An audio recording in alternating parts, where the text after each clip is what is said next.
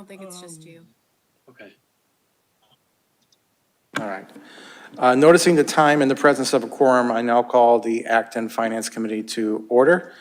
And our first item up to bid, our first items are intern presentations. We have no, Allison's shaking her head. What's? First item is public comments. All right, first item is public comments. Thank you, Allison.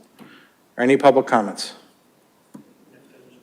It could be my connection. I get messages. Greg, your connection's pretty bad. So do we have? Greg, can we defer the approval of meeting minutes to the end of the meeting? Room and I see three of us.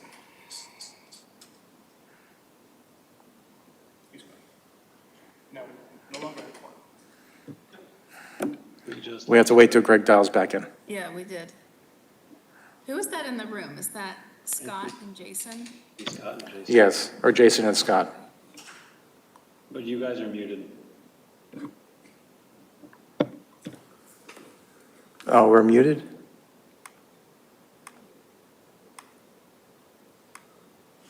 Is this better? Ah, there you go. Oh, no wonder Greg didn't hear anything I said. Yeah, Greg's connection is shoddy. Can one of you guys promote Fred or let them in? Yes, I will. I'm promoting Fred.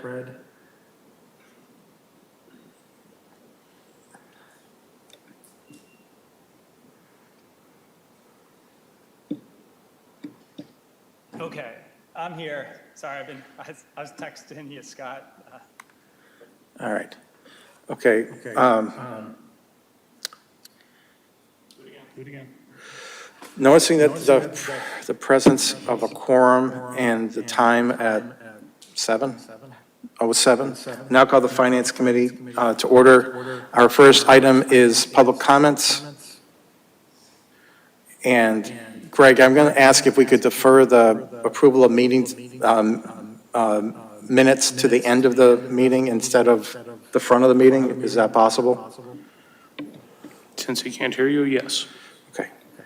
Because I'd like to go to our intern presentations. Is that the third item on the agenda? Chair and vice chair update, which we will also defer, being that neither the chair nor the vice chair are present. Okay.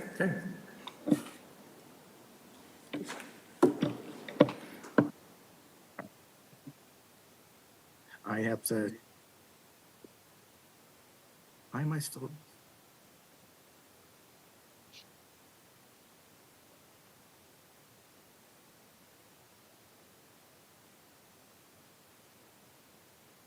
Well, as we gear up for the intern presentations, I just want to say I'm excited to hear them, and I'm sorry I'm not there in person.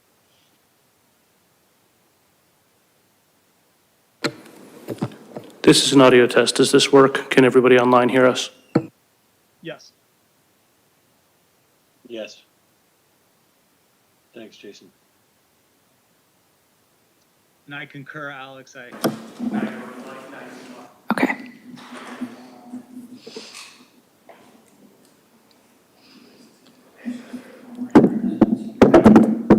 But excited to hear about this, especially this one. I think you're good to go. Hello. Thank you all for taking the time to hear all of our presentations today. It's really such a privilege to be able to share our insights, and also thank you to Scott for guiding us through this entire process. It's been a really rewarding experience being able to not only learn more about my town, but learn about the operations of the town and how those are going to continue going forward. So a little bit about myself. My name is Tanvi Sistu. I am a rising junior at Rutgers University studying political science, economics, and philosophy. And today I will be speaking about the Great Road Corridor Plan, or the proposed study to go forward with examining Great Road and the potential improvements and developments which may come on the corridor. I would also hopefully like to bring some clarity to what the corridor may need in terms of improvements, and also some brief analysis about the data behind the plan itself and what motivates it. So I will begin with a brief overview of what the grant application entails with regards to the vision that the Planning Committee hopes to realize on Great Road, and then delve into the motivations behind developing and improving Great Road. I will then review some of the potential goals of the project, depending on the outcomes of the study, pros and cons of the project if it is to be executed, before concluding with a few questions and town perspectives. So the Planning Committee of Acton, Massachusetts had submitted a grant application looking to develop a plan for Great Road Corridor, which is a 4-mile mixed-use corridor that serves as the town's primary commercial, multifamily, and transportation corridor. So the grant application emphasized 3 key parts of the plan, which is first to modernize and revitalize Great Road and its outdated infrastructure with particular attention to the zoning laws that govern the area, some of which people would argue that it limits development. Additionally, supporting housing development, specifically multifamily housing along the corridor, and encouraging business reinvestment through corridor improvements and filling the business vacancies on the road itself. The plan to conduct a study has been motivated by a demonstrated need for improvements in the area. The goal is to work to develop and improve the area as a whole, modernizing it so it slots well with the future goals of the town and paces well with the development of other areas in town. There were 3 studies that were conducted to assess various factors affecting Great Road and its businesses, particularly in the wake of COVID-19. The first study was the Great Road Rapid Recovery Plan in 2021, which sought to examine how businesses were impacted by the pandemic and what actionable areas there were to improve upon. The second was the Great Road Complete Street Study in 2022, which looked at the physical street, along with the current limiting factors on the street, sidewalk, and bike lanes. And the third was the Great Road Corridor Wastewater Solutions, which aimed to provide various options for expanding the town's wastewater and water infrastructure for Great Road development. The first was the Rapid Recovery Plan for Great Road Corridor Revitalization, which essentially surveyed business owners and also assessed the area to see what improvements needed to be made in the wake of the pandemic. And the most pertinent findings to what Great Road has to offer today and what needs to be improved on Great Road today are as follows. The first is that sewer capacity is one of the most limiting factors for commercial revitalization in the corridor. 80% of homes in Acton use private on-site septic tanks. Apartments and condos use private sewers and private small-scale treatment plants. South Acton's municipal sewer system serves only about 10% of the town. Sewer expansion would also make room for more commercial businesses. There are about 25 current vacant storefronts, of which could be occupied by businesses that would require a better wastewater treatment system. For example, Pier 1 Imports had closed due to the lack of a municipal sewer tie-in at the site, demonstrating that clearly there is a need for improvements in the area, and sewer expansion would make room for more businesses such as restaurants, gyms, salons, and more. In addition to that, businesses said that massive sidewalk gaps limit and prevent an enjoyable visitor environment, and businesses that were surveyed had reported only mild satisfaction with the sidewalks and public streets. And the findings of the study were very pertinent today, even though it was conducted right in the wake of the pandemic, because it still continues to inhibit business activity and accessibility.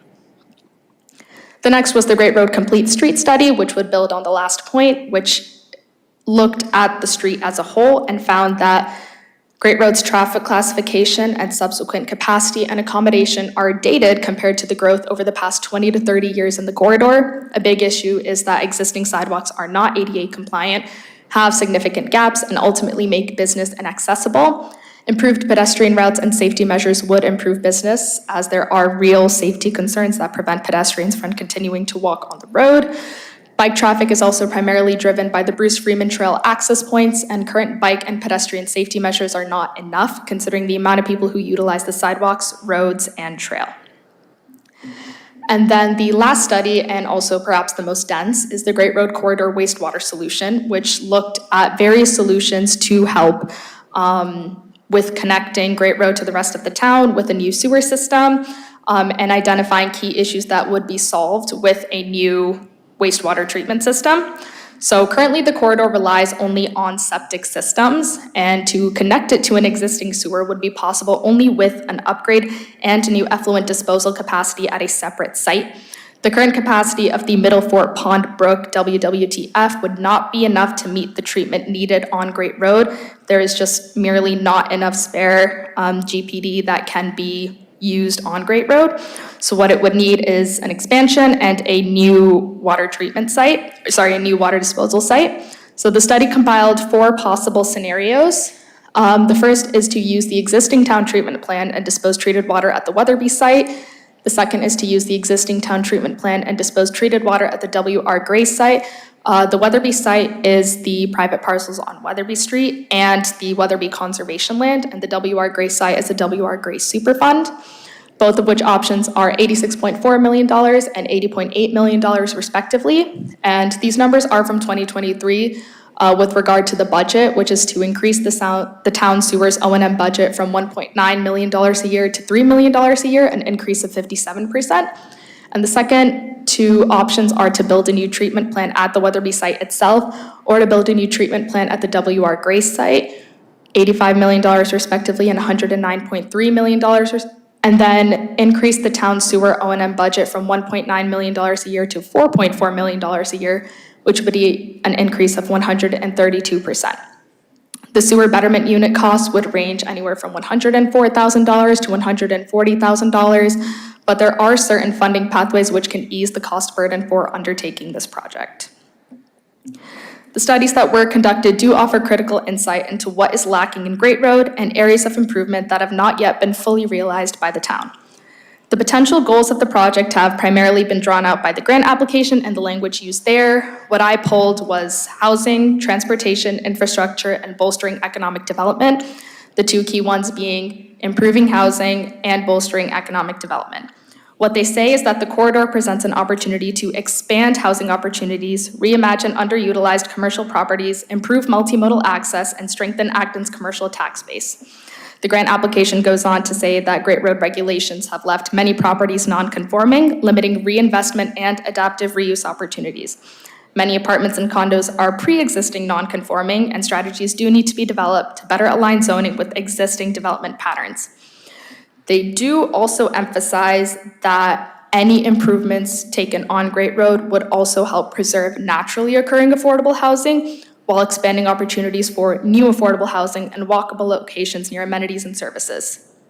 And although the plan anticipates new multifamily housing, Great Road already contains a significant amount of older multifamily housing, including naturally occurring affordable housing, and a key focus will be on preserving existing affordability, creating new deed-restricted affordable units, and allowing for reinvestment and redevelopment as the properties reach the end of their useful life.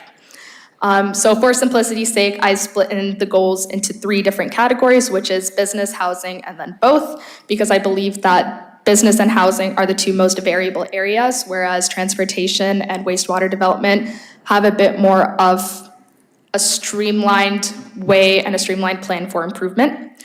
So for business development, the goal is that it would help revitalize a dead area. Demand has been demonstrated by prior studies, and the grant application also emphasized support from Great Road business owners themselves. There are currently 280 active businesses and 25 commercial vacancies, which is about 8% of the corridor. Also, fixing sewers, roads, and sidewalks work in tandem with improving the economic activity of Great Road businesses. You can't really have one without the other. So I also believe that this ties into how infrastructure improvements and transportation improvements would help with business development. And then for housing development, the grant application really emphasized multifamily housing as a goal, and emphasized preserving existing affordability, creating new deed-restricted affordable units, along with the reinvestment and redevelopment as properties reach the end of their useful life.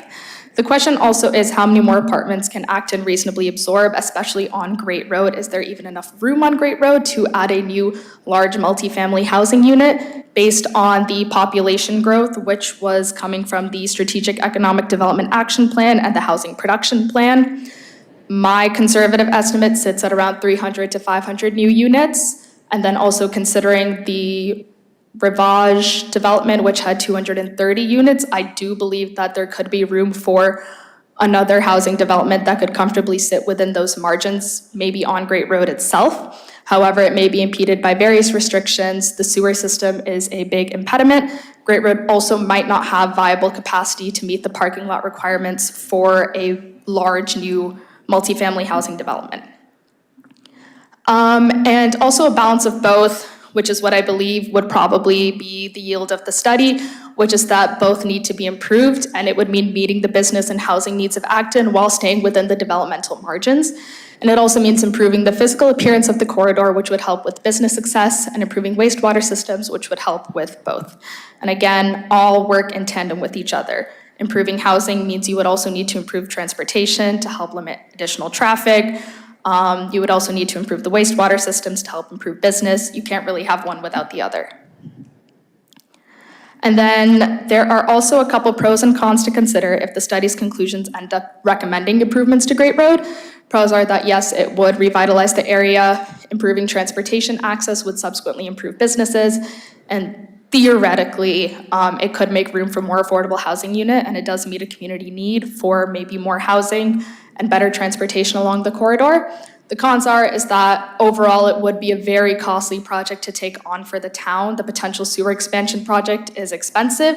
However, this is only with regard to the recommendations from the Great Road Corridor Wastewater Study, which is a non-exhaustive list of potential ways in which sewer expansion can be conducted.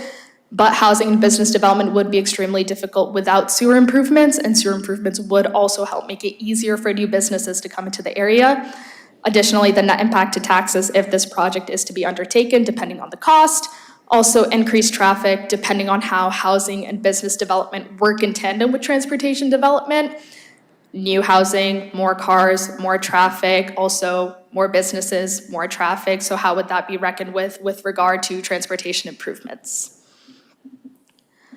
I also spoke to a couple town residents just to gauge their perspective on what Great Road has to improve upon and what they would like to see from the town with regard to Great Road. So one resident said that Great Road is clearly in need of improvements. I wish the sidewalks and the roads were better overall. And then another resident said, I'm eager to see new businesses in the area. It just feels like nothing is going on there now. And again, while these perspectives are anecdotal, I do think they still offer very valuable insights into what can be improved upon, and also does remind us that it's always important to listen to the residents and maybe the residents of Great Road as well when it comes to improvements in the area and what they want to see from the town itself. And then to conclude, I just had a couple brief questions about how we can actually fit this slot in with Acton's development over the next 10 to 20 years.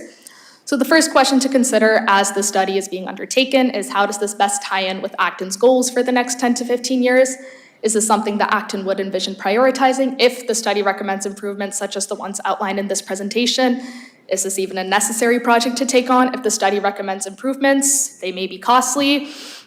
The cost is high. The project cost itself was $60,000. The complete streets was the only one which I could get a real number on for how much it would cost. From Harris to Davis on Great Road, from Boston MPO, the cost would be $8.6 million. And then the sewer cost is variable depending upon the solution that Acton may choose to go with. And then also, of course, additional contingency costs. So the cost of undertaking this project is variable, but it is high. So depending on whether or not Acton and residents of Acton feel as though this is a project that needs to be prioritized and absolutely undertaken is something to consider. That's it from me. Thank you so much for listening. Again, I apologize, didn't have it printed out, had to pull it up on my laptop, but thank you for listening to my insights. Very nicely done. We're probably going to have some questions. And I'll go to Finance Committee first. Roland, Jason, then anybody will go to anybody online. Thank you very much for doing this. I love the fact that we have interns come in every year and give a fresh set of eyes. This is great. I appreciate you doing it. I appreciate you volunteering. I do have a couple of questions. We have tried sewerage in different parts of town in the past. The most recent attempt was in West Acton and it failed. Have there been changes at the state level that allow for some of the objections that occurred last time to go away? For example, one of the objections last time is that once you make a change to the zoning and you allow for multifamily housing or you allow for by right housing, there's no, I'm asking if it's still true, that we lose the ability to limit what goes on. So right now, I've been a member of this committee for a number of years now, and one of the things that we keep trying to do is to change the mix of commercial versus residential. And right now, the fact that you need a septic system actually does depress housing. It absolutely does. That's a given. But if you put a sewer down 4 miles of Great Road, now anybody who has a commercial parcel has an incentive to potentially change the mix from 100% commercial to whatever mix of mixed use we allow. Do we lose the ability to block that, or do we run the risk of having even more residential parcels in town and even fewer commercial inputs into the tax base as a result of this? That's the first question. Yeah, that's an amazing question. I think ultimately it comes down to what the current zoning is around Great Road. It hasn't changed since the 70s and the 80s, and I doubt it's going to change anymore. Right now, a lot of the restrictions are upon commercial businesses and commercial activity in the area. I think it is a valid concern, absolutely. And how do you sort of check and ensure that you have a proper balance and a good diversity of commercial to residential? But I think at the moment I personally haven't really seen anything, at least in my research, actionable on the state level, which would make it so that, the zoning in Acton is any different. I think we're still very limited by the zoning, but I think it's limited for a reason. And I think it's worth questioning whether or not that zoning is still effective with regards to how we want commercial development to improve and progress over the next 10 to 15 years. Thank you. And just anecdotally, is the expectation that a Pier 1, which is a retail outlet and has limited bathrooms for employees only, did that need greater sewerage than a golf place where a whole bunch of people are drinking beer? So I'm a little caught off guard by Pier 1's stipulation that they couldn't possibly run their retail business. And here's a golf place that seems to be making a go of it. And so I'm always a little hesitant at people saying, we can't possibly do this, when then somebody else comes along and potentially shows that, yeah, they probably could have.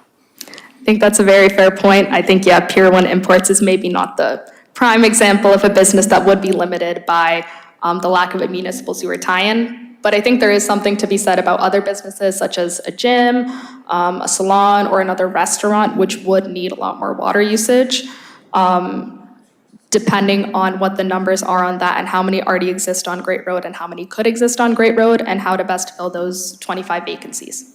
So I agree with you. I'm just saying that be careful of assertions with Yes. and anecdotal response, because we do have the responsibility to make sure to look at unintended consequences such as what have already been brought up. But I love that you did this, and thank you very much for doing it. I'm sure you're going to get other questions from the rest of the committee. Thank you. Thank you, great presentation. Yeah, it's a balancing act, right? You need to be able to balance putting sewers in and how expensive it is versus what more you're gonna gain out of it, right? I mean, as we just said, Pier 1, I saw that and I went, that doesn't make any sense, right? As GolfX does, or a restaurant, it's on there too, right? Like rapscallions. That's one of the big limitations with them is sewer. And Alex needs me to speak up. I've never had anybody tell me that, Alex. Yeah, so, if you had more residences, of course, you need more sewer or systems that treat that, such as septic. But then again, commercially, you could too. And I think, where 87% of our taxes is on resident versus commercial properties, I look as we need more commercial type properties to be able to go on Great Road or other areas of the town. Because as you know, that Littleton's heavily going after them. They have those shops up there in the old IBM facility where they're going to be getting businesses. So it's a lot to consider, and accessibility is definitely one where this is all over town. Well, you have a sidewalk and it'll just end. I live off of Newtown Road. It goes up past my neighborhood, it goes to the next one, and then there's no sidewalk. And I see people walking the street, small kids riding bikes, and it's out of control. But anyway, a lot of things the town consider on that, so I appreciate your research and your input. Thank you so much. I can see the rest of the FinCom online here. Alex, Allison, Fred, any have questions? No from Allison. Alex, Fred? You guys good? Alex, do you want to say something? Yeah, I thought it was good. This is Fred Luther. A good presentation. I think it is an expensive, it is an expensive project, and I think a lot of your points landed in, yeah, so good, thank you. Thank you. Yeah, great presentation. You know, this is a fantastic distillation of everything that could potentially be done on Great Road and to fill some of those vacancies, especially some of the larger stores that are over at the Donalds Market area and whatnot. You know, personally and subjectively, you know, what, as a citizen of Acton, what do you think would be the biggest bang for the buck over there based upon all of these recommendations? Like if we had, you know, if you had the ability to choose one thing to do to improve the corridor, what would that be? For me personally, I would say a transportation improvement. I think ADA accessibility is obviously something to be considered, considering that some of the sidewalks are not compatible with those regulations. And I think also it feels a bit more like a feasible project that could be undertaken, and also one that would improve activity along the corridor. And I think it's also, as Great Road continues to develop, transportation is obviously very important, and also considering that perhaps some of the classification has been quite dated, I think updating it and improving the transportation corridor itself would probably be, for me at least, the first thing to focus on. I agree with you on that. That's a great answer. Yeah. Thank you. That was a job well done with the entire presentation. Thank you very much. Yeah. Do you have one more thing you want to say, or are you good? So this project was based on a memo from the town manager, which came out shortly after town meeting. And I don't think the finance committee would have had a chance to dive into this to the level that you did. So I greatly appreciate your effort. I think you did a great job. It was a great presentation. And I don't have any other questions for you. I think you just did a very nice job. And are we all set? Anybody in the audience, John, anybody want to ask a question? We're good? All right, thank you very much. Thank you very much. Before you leave, now's a good time, if you want that group picture of all the interns in front of the screen. I blew it with the last group. I think I'm going to try to do a different strategy with it. Okay, never mind. But if Thank you you. have to head out, you have to head out. Let me get the next one up.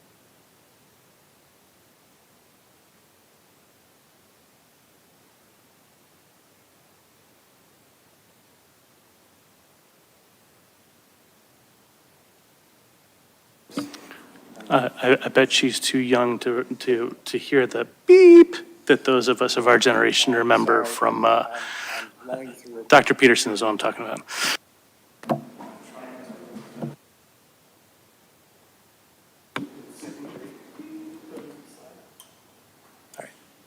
The floor is yours.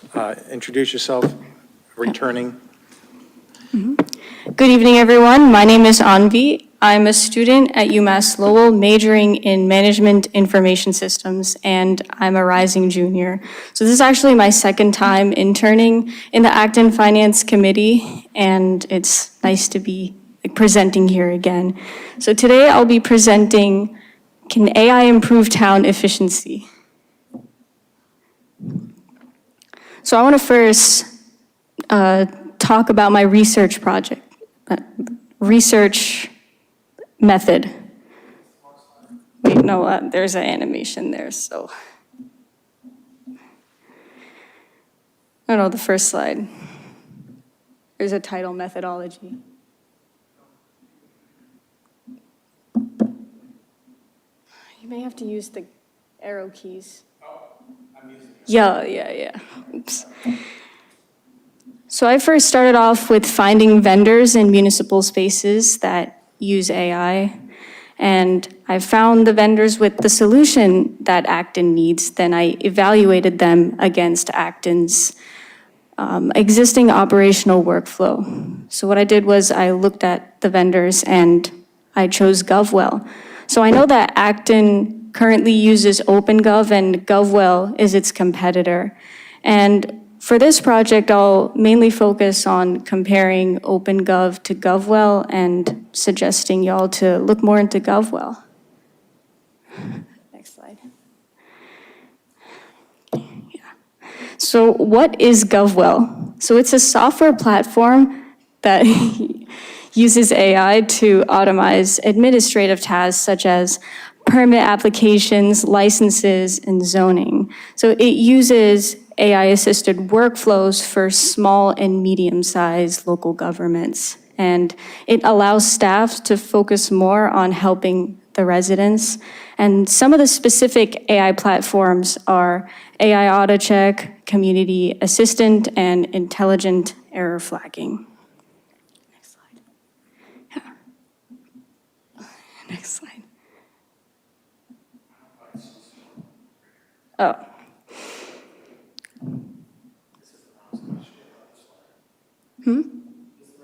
Yeah, the next one. Yeah. Sorry, I have a total of 11 slides. Sorry about the chaos, though. Am I on the right page? Yes, you're on the right page. So generally speaking, there's a comparison of OpenGov and GovWell. So in general, OpenGov has broader features such as budgeting, purchasing, taxes, and asset management. And GovWell is highly focused on permits, licensing, planning, zoning, and code enforcements. And for the best fit customers, anyone wants a one system for finance and permitting, so OpenGov is the best option. But if you mainly want to focus on permitting, then GovWell is another option. Now for the pricing, we don't know the actual price for GovWell especially. Now for OpenGov, it's 20 to 40K per year for small cities and 175K per year in larger cities. So for GovWell, the price depends on how big or small the town is and the number of permits processed. And for the efficiency and key features, I will discuss this more in further slides. You have to click twice. Lots of clicking. Yeah. So Maynard is the first town in Massachusetts to use GovWell. And I spoke with Steven Silverstein. He works for the Maynard Township, and he talked about a lot of great things about GovWell, and he saw different demos, and he really liked it. And Maynard likes the built-in electronic plan review and the customer service, and right now Maynard is using GovWell for buildings and health, but overall, Maynard is pretty new to GovWell.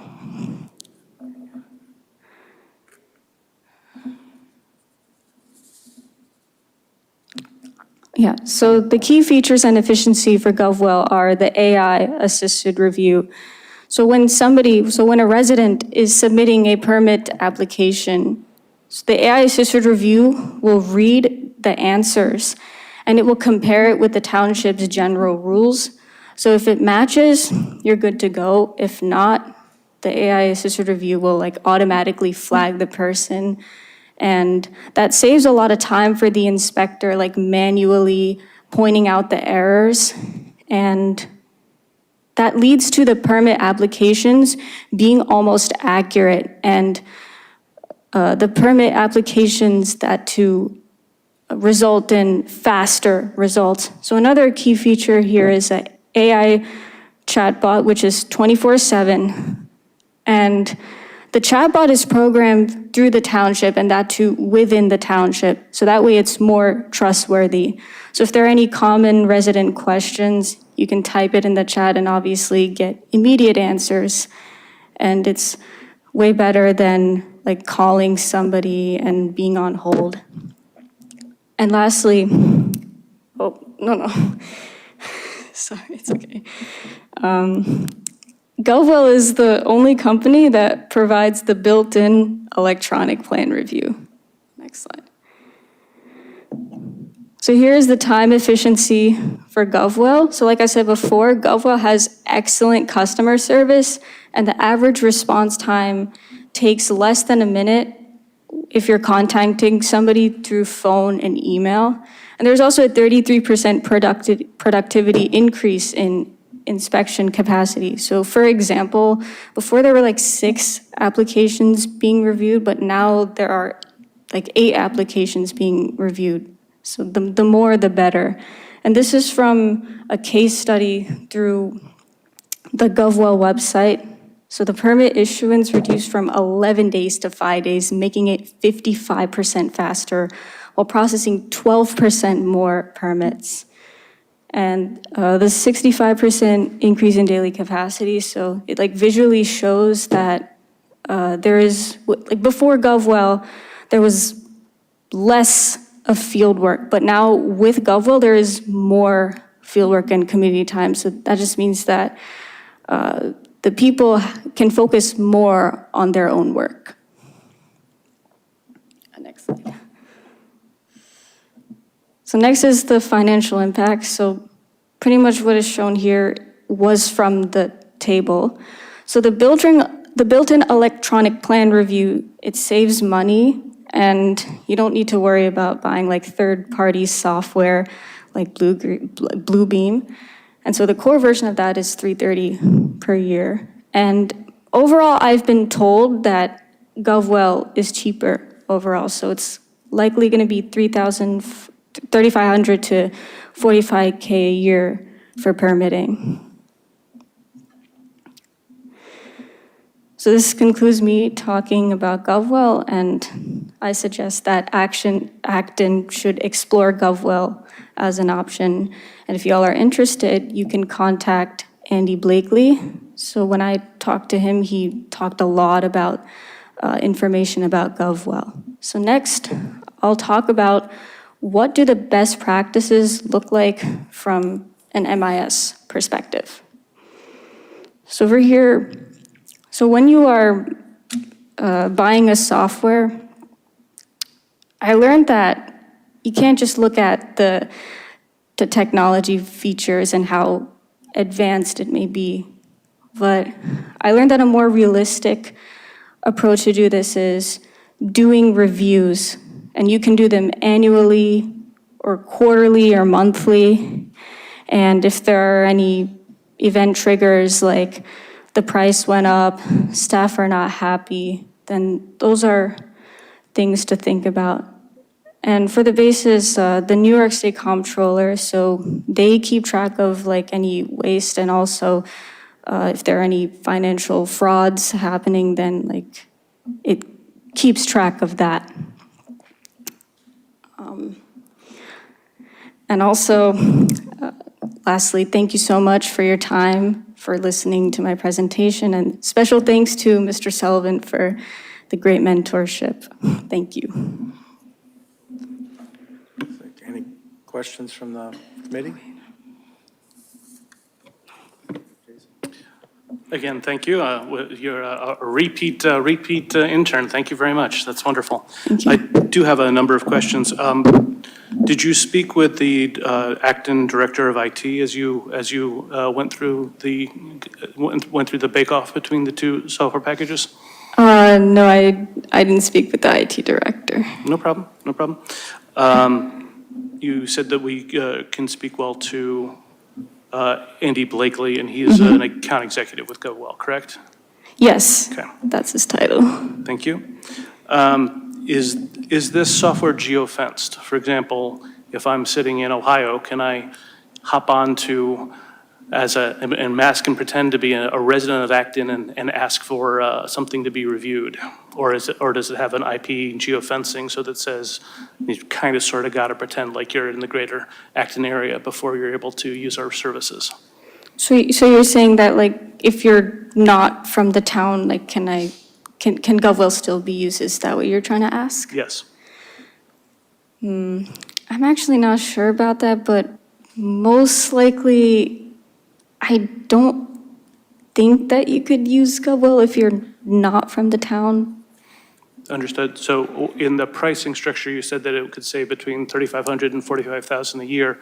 What is the pricing structure? Is this a token-based AI where the more you use it, the more you get charged? To be honest, I have not been told about the pricing in detail because it was like a short time, and I really couldn't like have the answer to those kind of details. Understood. And I'm definitely not trying to put you on the spot, but Oh, no, you know, no. this is the type of thing that I do for in my day-to-day work, and we've definitely come across companies that put it on an AI chatbot. They haven't put enough fences around it, and suddenly they have hundreds of thousands of dollars that have been spent because people have come in and just abused the AI token. So I was curious if we've, you know, your range of savings made me wonder if it was token-based. And if it's token-based, we need to be very careful about it. And then, and I'll let you go in just a second, Alex. My last question is it the expectation in a town of this size? Because we don't have a huge number of employees doing building permits and health permits, right? Is the expectation that something, a tool of this stature would make the day-to-day working life of those small number of employees that much more effective? Or is it the type of thing where we could theoretically have, say, a reduction of an FTE or have a part-time FTE instead of a full-time FTE to try and drive costs? Because if it's a postal step function with an FTE and you can't get rid of one because you only have one. Wait, sorry, what is FTE? It's full-time equivalent employee, full-time Oh, okay. employee. Sorry, I It's should okay. not use acronyms like that. If it's a postal step function and we can't get down to zero, then this is an accretive cost and may absolutely be worthwhile because it's going to increase the time in the field, for example, that type of benefit. But was this used to try and potentially have part-time FTEs, maybe roll it into another job as well, so that we can actually drive some cost savings, or was that not part of the analysis that you went through? So it actually was not part of the analysis, but for GovWell, it's, well, in a nutshell, it's mainly used to automate repetitive tasks and just like avoid tedious work, I guess. Understood. Thank you. Alex? Yeah, I just looked it up while you were chatting. The GovWell has GIS integration so it integrates with geographic information systems. Yeah. To link properties and addresses. It doesn't restrict the user access or application submission based on your physical device location or geofencing, but you have to have an account, like as a resident of the town, and they check it through that. So then the user who is has a property owner or business owner in the town can, or a renter or whatever, citizen of the town, can access their portals and do all of the, submit project requests, handle municipal workflows, et cetera, et cetera. So like if, I'm not in Acton right now, I could get on the GovWell system for Acton and submit some permit requests and ask questions of the system. And is it token-based? That I'm not sure. Okay. I'll find out. I know you will. Oh, and also, there was another question that you asked previously, but I think it was, if I'm not from the town, can I still use GovWell? So to answer your question, so GovWell has something called like a demo. So you do have to create an account, but the demo is specifically like for a town. So no, you will not be able to use GovWell if you're not from that town, and if it's not using GovWell, yeah. Understood, thank you, appreciate it. Not token-based, it's a traditional SaaS platform with AI. Thank you. They just had a giant Series A, like 3 months ago. Oh, Okay. Leave that So- right there. Yeah.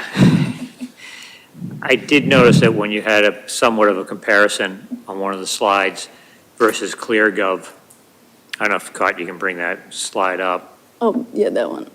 that slide. So, or OpenGov, you know,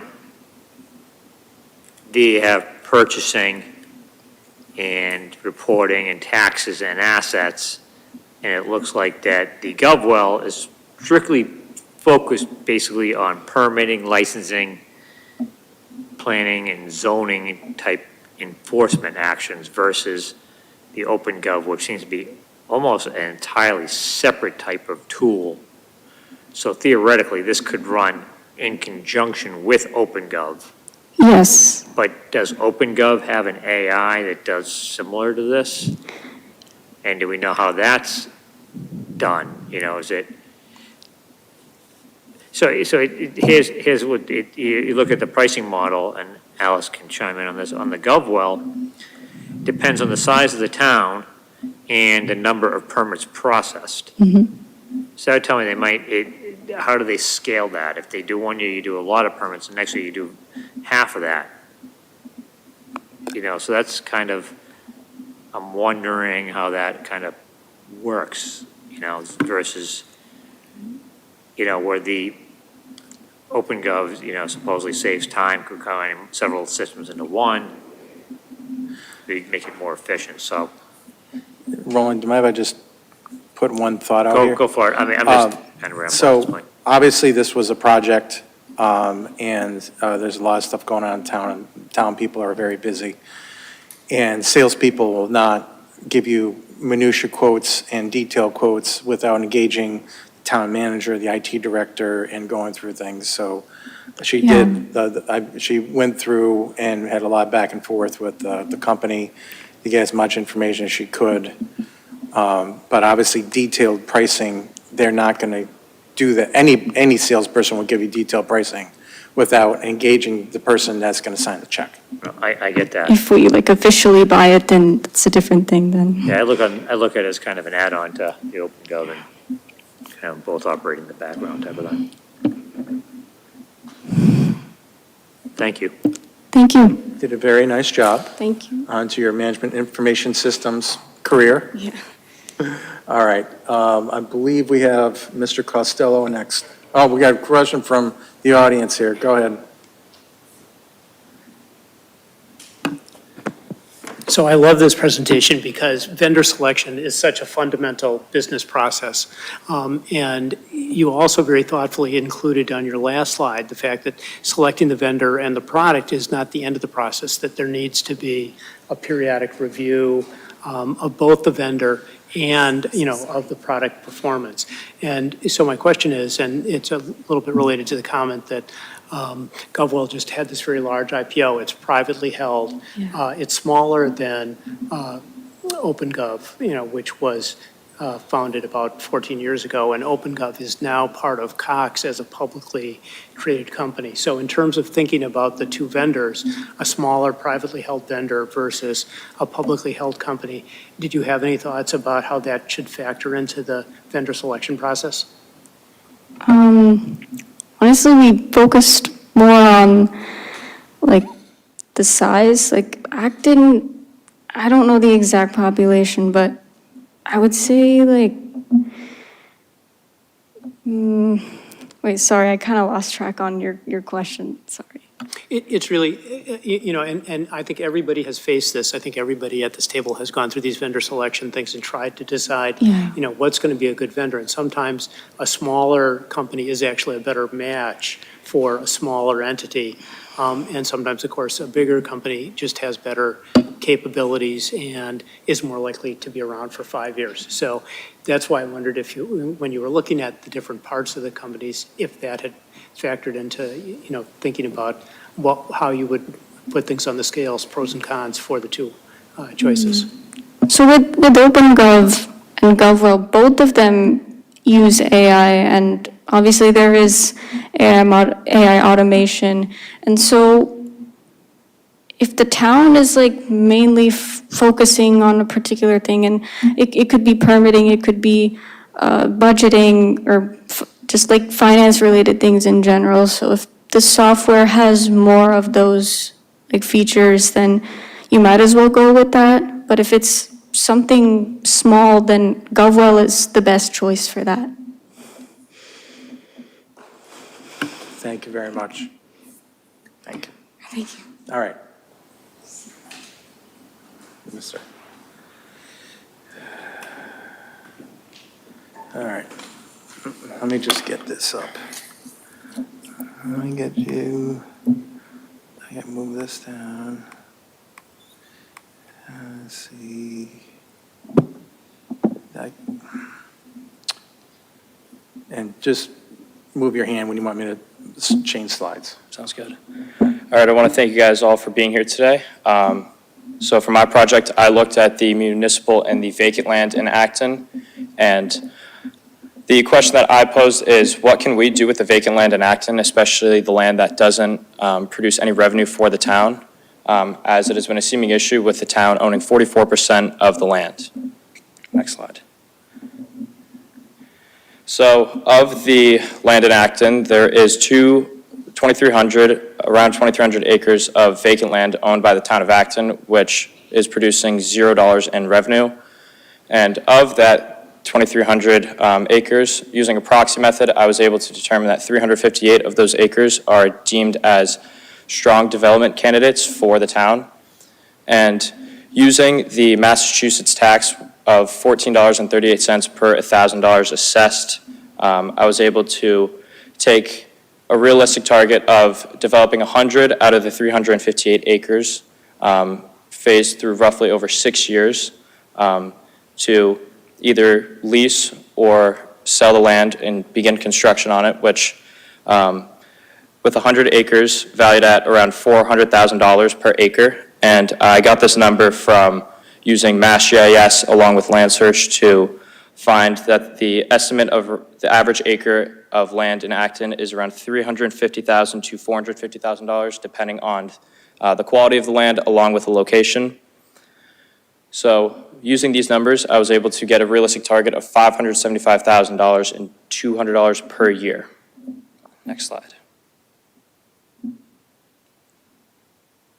So the second track along with this is to lease the marginal land to solar developers. So again, of that 2,300 acres, a little over 1,300 has been deemed as marginal, meaning it is poor soil or not as good quality land to start construction on, but not necessarily as poor quality land as something as swampland where we cannot begin construction or even use for solar technology.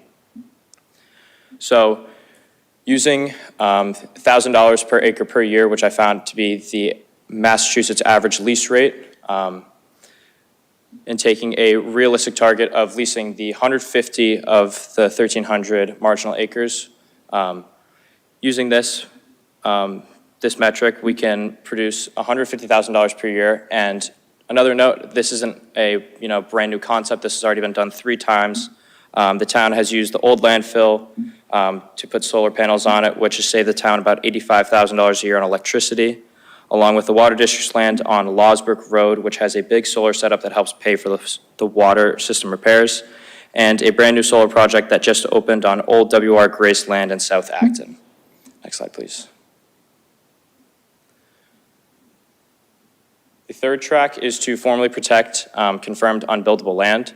So under Article 97 of the Massachusetts Constitution, this will be able to give 280 acres of Acton's land to be protected and near permanent protection. The only way that this can be reversed is if 2/3 of the legislature votes against Article 97 in order to reverse it, which probably will not happen. And if we were to designate this land as conserved land, it will open it up to be eligible for state conservation and CPA funding in order to maintain the land. So here is a 10-year financial model and a realistic path. This isn't something that can just start right overnight and start producing revenue. The first 2 years are kind of the due diligence years, which match the $0 bars. This is, to start going over the buildability reviews, town meeting votes, and to issue solar RFP. Years 3 and 4 are the first deals, which match when Track B hits its full target and Track A starts its first slice. Solar leases at this point will probably be signed. Track A lands under an agreement, but is still being built out. Years 5 and 6 is when it starts to really ramp up, matching Track A finally reaching its full $575,000, $575 and $200 per year in year 6. And in year 7 through year 10, we start to see the steady growth, which matches the small yearly increases from reassessment and lease escalators. And over a 10-year period, we can see that we can estimate to have a $4.59 million in revenue. Yeah, and that's it. Thank you. I'm willing to bet there'll be questions. Okay, so. Roland? No? Again, I thank each of the interns for coming in, volunteering time, and doing some research. It seems to me that the Track B numbers make the most sense, that that does not have any impact on mix in town or anything along those lines. That seems like an easy thing to go after and do. Go and put on the solar panels, capture the free energy from the sun, and let's be happy about it. Absolutely. I'm curious, when you were doing your calculations for the Group A, or the Track A, what numbers were you using for the costs that are incurred for new growth? If you start building out a bunch of acres of land and putting in houses, you're going to be bringing in people. We have an expectation that we're going to have X number of firefighters and X number of cops for a Y number of people in town.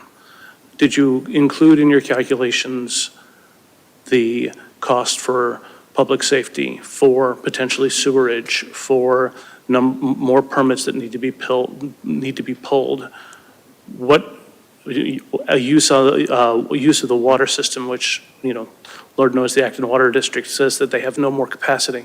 Did you use any of the costs of the increase when you were trying to figure out, or is that baked into the amount of money that you expect to gain in taxes when you build out these lands? I did not take any of that into account. What I did take into account was the average acreage cost, which I had estimated, along with the amount of acres that we would sell, and multiplying that by the Massachusetts state tax, which is $14.38 per $1,000 assessed, which is where I got that number from. So, and that's a perfectly valid methodology for coming up with the revenue side, but I don't see that the cost side has been accounted for in doing this. And I'm not sure that once you account for costs, I'm not sure you could get anywhere near the savings that you project in the 10-year plan. That said, your Track B numbers are highly attractive to me, and I can't wait for us to start implementing that, because there's no extra implementation cost for going after the Track B numbers. So that is really useful information that I'd love to see, and that I think is actionable for the town right away, which is fantastic out of an intern presentation in the summer. So thank you. Thank you very much. Thanks, Sean.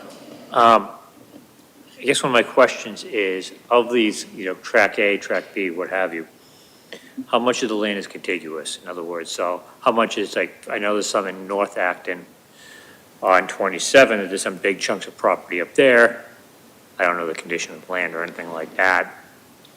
I know it was for sale a while back, never saw anything, but how much of it is contiguous? In other words, are they multiple acre properties, or are they 1 acre here, 1 acre there, 1 acre there? Do you know Yeah, so in terms of kind of the different sections that I split the land into, for more like the high yielding land and the higher quality land, those tend to be split up more. You tend to see And the Track B, the 1,300 acres at those tend to be more consistent, more grouped together, along with the more poor quality land, like the swampland. But in terms of the more expensive acreage, they look to be more spread out. Fred, you have your hand raised? Yeah, hey, I'll lower that. So 2 questions. One is, when you were researching this and the 44% of the land in Acton owned by the town, did you come across any like peers or metrics for that? Like, is Acton an outlier, or is that actually more common to have, like, you know, that much land owned by the town? I didn't necessarily compare it to other towns, but I'd felt that for the size of the town that Acton is and the amount of land with the amount of people, I felt like that was a very high number and a very high percentage. Yeah, okay. Well, that's my instinct as well, and I was wondering if you ran across anything that was more definitive. The second question was it's more of a methodology question. When you were looking at the land and you know, breaking it into the Track B, Track A, how did you go about doing that?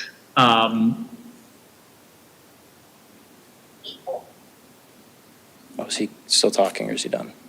I couldn't tell. Sorry, did I break up? Oh, I think it broke up a little bit. Restate your question, Fred, completely. Oh, yeah, so when you, to get to the, let's say, 1,336 acres of marginal poor soil land not fit for housing, I was just curious what your methodology, excuse me, what your methodology was to determine that. Yeah, so I didn't necessarily, drive to each, spot in town and looking at, Sure. The quality of land and what was there, but by looking at the average price per acre, and along with the location too, seeing that certain parts of lands that, kind of like I had mentioned before when Roland asked a question about the consistency of the land, noticing patterns along with also noticing the price. So being able to tell that, some acres that were less than $3,000 per acre most likely isn't, a spot in town that's a prime spot on great land in the middle of town on like a great road. But I kind of used a method that was able to separate basically the acreage based on the price. So I made an assumption that the higher the price per acre, that the better quality of the land. I see. And maybe this is a question for the committee. Like, how does or maybe as well, like, how does conservation land fit into that mix? And sorry, that might be just a basic question for my own knowledge. I think a lot of the conservation land typically fell into the lower quality land, which would make sense because, again, like I had stated before with the question that Roland asked, a lot of the land that is conservation land, along with the land that is pretty cheap, less than $3,000 or around that, is typically around the same area. So I guess by noticing just patterns and where clumps of different acreage would show up on the spreadsheet that I looked at and noticing the price, it was more just noticing consistency and patterns and taking that into account. Okay.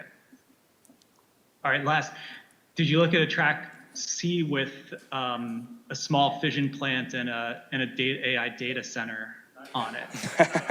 I'm just joking. I did not know. I did not take that into account. That was not my plan. Although I like what you're thinking, Fred. Fred, I agree. I would be interested in looking into that. I'm not too sure how many people would so support Fred, that you want to either. keep in mind that conservation land is normally deed restricted.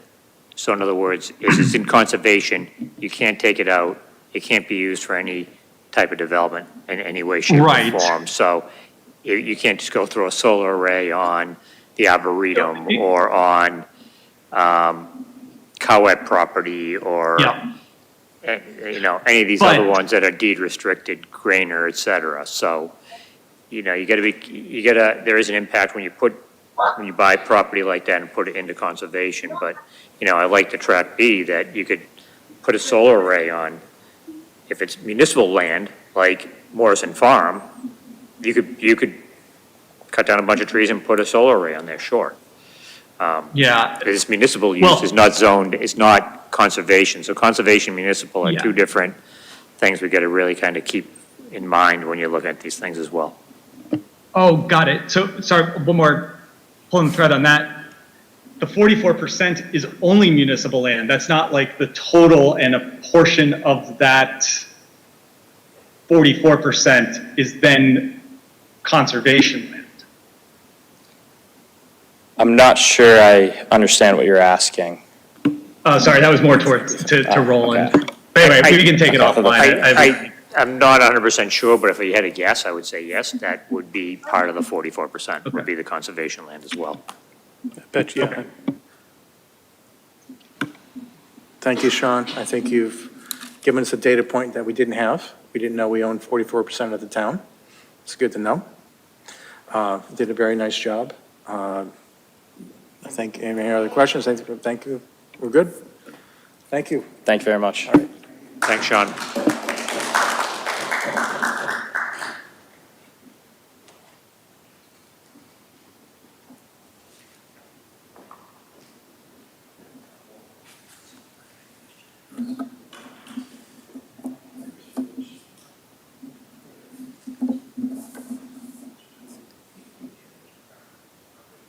Hey, everybody. By the way, Oh, what's that? Greg just. Go ahead, Greg. yeah, while you're setting up, I've been listening on my phone, but I finally had to leave the library and go to a different location to get Wi-Fi. So I've been listening all along, but I'm back. Great.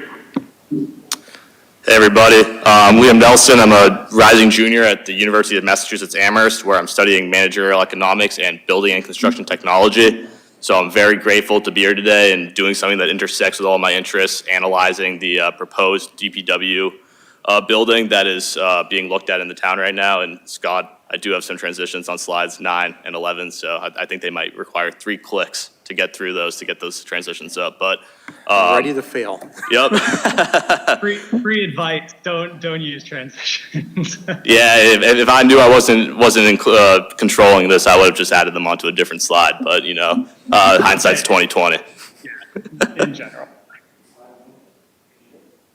Yep. So looking at what the current DPW proposal is there's been a $23 million Phase 1 planning estimate that was done through Arrow Street and Weston and Sampson that is looking to answer a lot of current issues that are in the current DPW building. So that $23 million is going towards an 18,165 square foot build.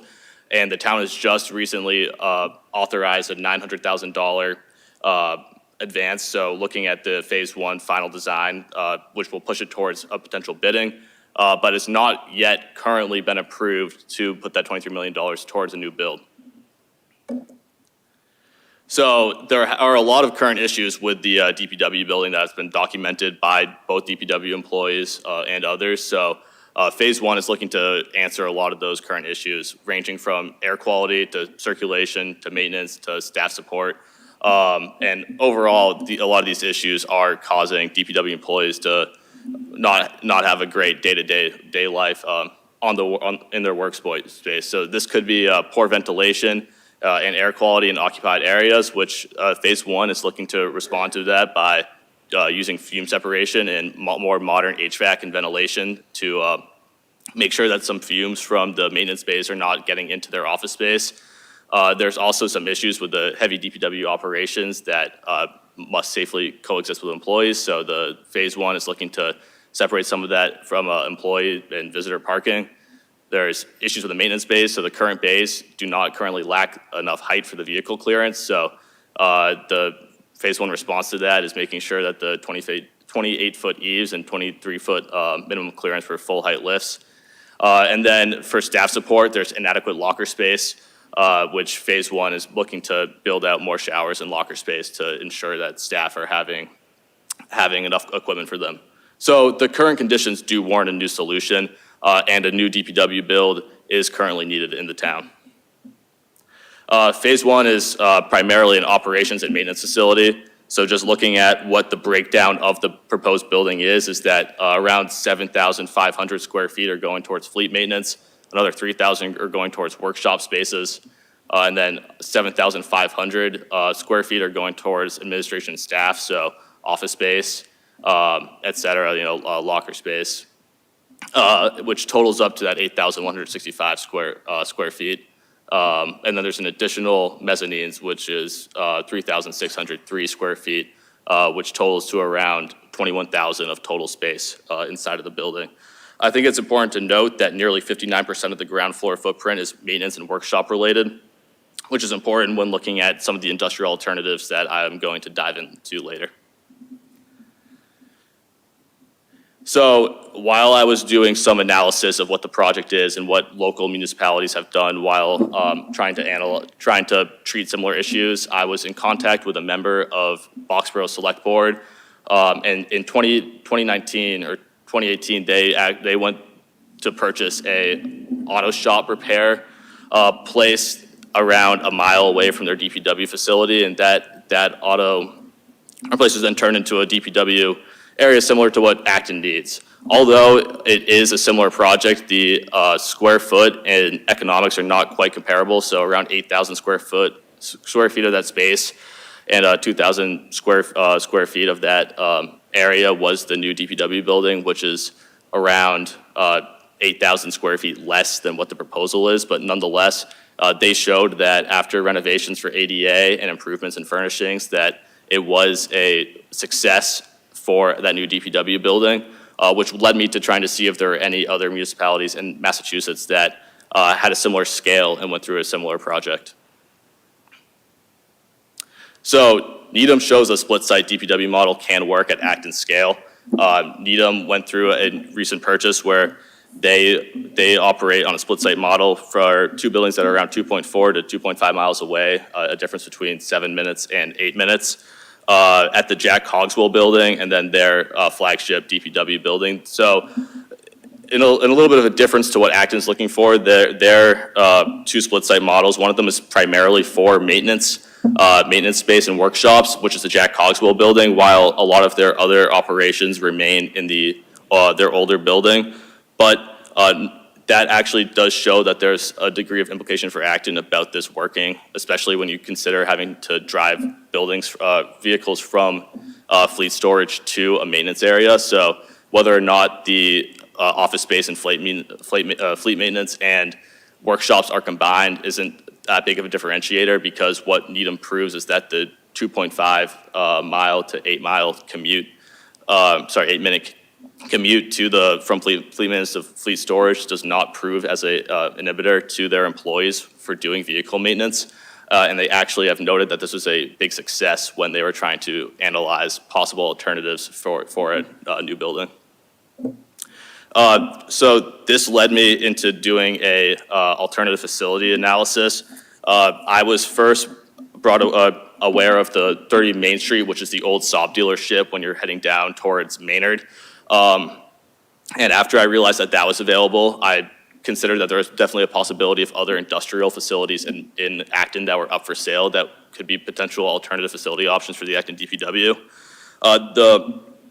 The one that acts as the best possible alternative is 5 Granite Road, which has 10,920 square feet existing and 4,250 square feet potentially if you use the rest of the acreage for an addition. And they do currently have 28.5 feet clearances, which is higher than what the proposed DPW building currently is asking for. And they have 3 grade level doors, which could be expanded on. So there'd be the ability to have more more access in there, and their asking price is $2.8 million. The biggest concern for this building is that it is on a tight 1.28 acre site, and it's also currently the North Acton Village zoning area, which does have the potential to be zoned for industrial use and for town use, but there would be some avenues to have to go through there. And then the other three, all are also worth some degree of a feasibility study. 5 Craig Road is 6,185 square feet, but has low clearance heights, which goes against what some of the town is needing when it comes to this new build.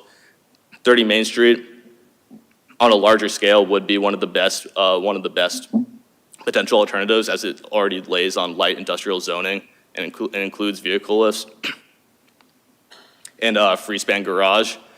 However, it is the smallest building of all these alternatives at 6,000 square feet. And then 19 Craig Road, which is actually Village Circle Furniture, has 18 feet of clearance height and 1 drive-in door and 8 loading docks. But it is more built for loading docks and not necessarily for vehicle storage, but it's still worth an analysis. Yeah, my throat's killing me. I think I can persevere, but it was that flight. Took something out of me. I'm all good though. So the 30-year life cycle cost analysis is the financial analysis that I use to analyze these cost alternatives.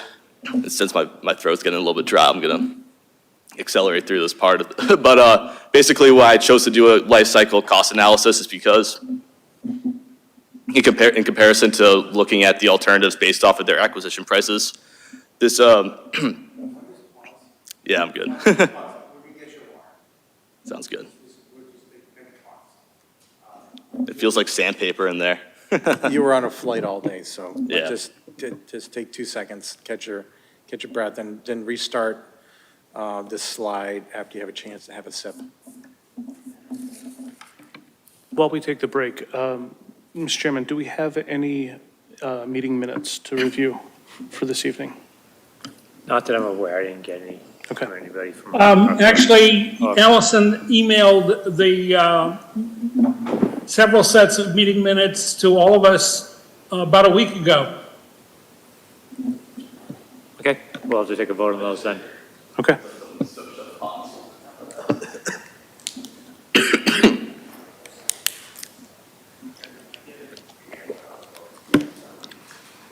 No, take your time, go start up when you're ready to go.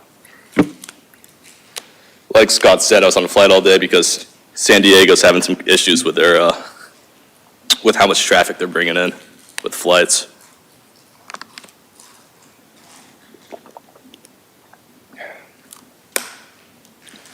Okay, let's continue.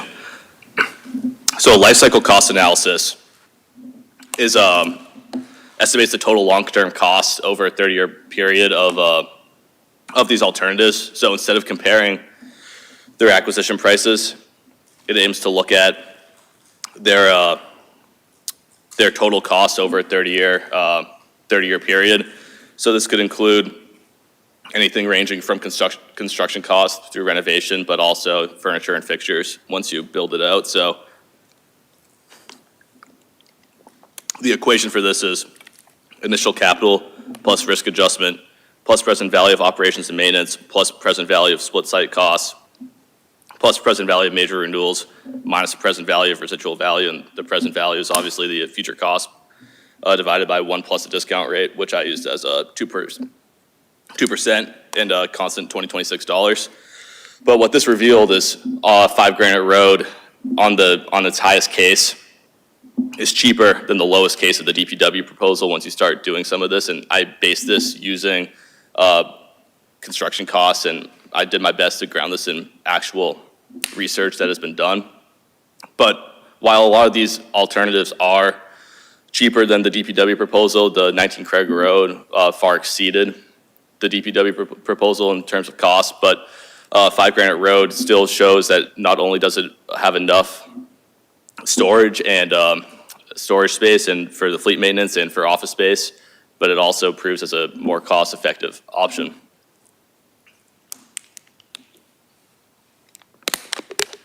So that goes into one of my decisions being that 5 Granite Road does warrant a formal feasibility review. For this slide, I did a lot of estimating and cost forecasting for both the life cycle cost analysis, but also for the general structure and infrastructure of the building. So while there already is a lot of existing needs that are addressed within the building, there's also a conceptual addition that I built out that could be used for employee admin and support functions, especially that of locker and muster space for them. And then for the modeled initial capital, I made sure to group in risk adjustments. So instead of acting like this is going to be a perfect construction, perfect project, I made sure to group in the fact that there does have to be a risk adjustment, which is the expected monetary value, which is the probability of risk times the potential financial impact. So the 5 primary risks that I looked at with this building are program fit, roof, mechanical, electrical and plumbing, and structural condition, septic and utility capacity, environmental or hazardous material conditions, and truck circulation, and parking, which could play as being one of the biggest issues since it is on that little over 1 acre of space. So together these did add around $2.12 million in total risk EMV, which combined with the modeled initial capital came out to the total capital plus risk EMV being $12.245 million. And then once you chart that out over 30 years, it comes down to being that base case of $16.3 million. And what's important about this is, again, that when you compare this to the $27.4 million base case, which was charted out using the same estimates for the DPW proposal, it's around $11.1 million less expensive than that build based off of my estimates. Oh yeah, this is one of the transition slides. There we go, and that's where it is in distance. I wanted to compare and contrast this to the Needham build, where they are the same commute time, so an 8-minute drive. Although the 5 Granite Road is over a mile further away, it is on a straight shot down 27, I believe that is, heading out towards Concord, Chelmsford, that area. So yeah, it's near Nagog, but it is effective, and Needham showed that this is a possibility to use for split site. So these are just 2 other additional alternatives that I looked through that I'll highlight quickly. One of them is the Conant for municipal use. This one's only feasible if the school district is willing to sell Conant back to the town for $1. But if that was something that ended up happening, Conant could be used for split site only for offices, where potentially a smaller building could be built instead that could be focused on vehicle maintenance and workshops, and then that could be used for office space. And then the leasing, Canton actually leases one of their DPW buildings, which I found very interesting. Although they only lease a vehicle storage unit, that could be a potential avenue for the town to go down when comparing alternatives. So ultimately, my recommendation is that the need is established for a new DPW building. The current proposal is not the only path, and there are other potential alternatives to compare. The cost difference warrants due diligence, especially looking at 5 Granite Road. And then just looking beyond phase 1, there are still more parts that need to be addressed for DPW investment, the biggest being vehicle storage, which I thought I would mention that this could be potentially something that could go into the old DPW building if you renovate it to do some demolition and get rid of the office space that's in there. You could turn that into a full vehicle storage. And then my ultimate recommendation is that since the current design work's already been approved, complete that to get a full potential bid price on that, on the DPW build, and then go forward with some other feasibility studies of these alternatives and compare the potential cost on the town. Thank you. My last big idea, yeah. So the objective is not to avoid investment in DPW. I do think that there needs to be DPW construction that is needed, but it is to ensure Acton makes the right investment before committing approximately $23 million. And thank you for sticking with me while my throat was given out. Nice job. Questions? Roland? Oh. Greg. Go ahead, Greg. Yeah, the timing of these ideas is perfect. The folks from Weston and Sampson are going to be presenting to the Acton Select Board on August 24th. And the DPW Building Committee has been invited to attend that meeting as well, so that both boards get a presentation on what Weston and Sampson are looking at. So you got here right in time. Should extend an invite to Liam for that meeting. I think I'll still be around. I won't be at school yet, so I might have to stop by. I'll send you not only the information on the meeting, but it turns out there were two PDF files. They are only designs. There's no cost numbers, but the two designs were included in the meeting invitation.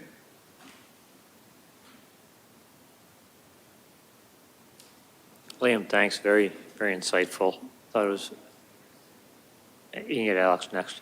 The split idea is, I find that's interesting. It's working in other towns. Why couldn't it work here, right? Especially when you're talking about Canton has an off-site storage for DPW equipment. I can see that potentially working here when you have equipment that's like the street sweeper as well. They're not going to be used during the winter. So why are we storming in the building that we currently have? You're talking about space requirements and limiting space. Well, store equipment that you only use seasonally in other locations seems to make the most sense to me. Especially with all that additional land that Sean covered, there's space out there. Yeah, there is. You want to keep it covered and things like that, so I get that part, and like the Saab dealer. It's also like the old Toyota dealer on Great Road and things like that. Foxborough had that where they were able to take advantage of that building and made perfect sense. The other one was I've always advocated is that you don't need to have the admin portion of the DPW at the DPW facility where you're moving heavy equipment around all day. That could easily be in an office space somewhere in town that we could lease. And they tell me that that's not the case, and I still don't believe it. Because I know how my company works. We have offices all over the place. Everybody's not together. And that's fine, and it works, especially with cell phones and FaceTime and stuff like that. Town engineering needs to go somewhere. The crew's not going to come back to the office to come see them and then go back out to the project site. That person's going to go to the project, whether that be a culvert repair or what have you. But very, very insightful and, great timing on this one. Thank you. Alex? Alex, you're up.